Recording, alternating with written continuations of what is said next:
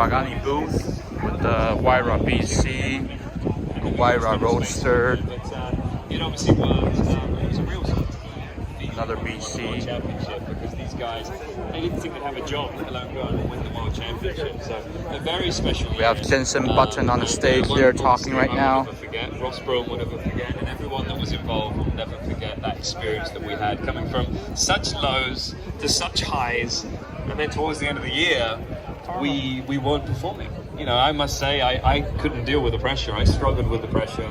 The car wasn't quick enough, and then eventually we got to Brazil, where I started 14th, came through and finished 5th, and that's where I clinched the world title. So the emotional roller coaster of that season was tough. I mean, it's an incredible story, and it was incredible to watch it unfold as it all happened. But I must now move your path away from Formula One and ask you a little about GT racing and things, because afterwards you went and did Super GT and GT3, which you're still doing from time to time. How's the change from all of that downforce, that single-seater mentality, to now endurance racing, much longer races, sharing your car with the team? Yeah, there's nothing like Formula One in terms of performance. You know, you drive your own car on a track. It doesn't matter what it is. Any of the road cars here are almost a minute slower around the track than a Formula One car.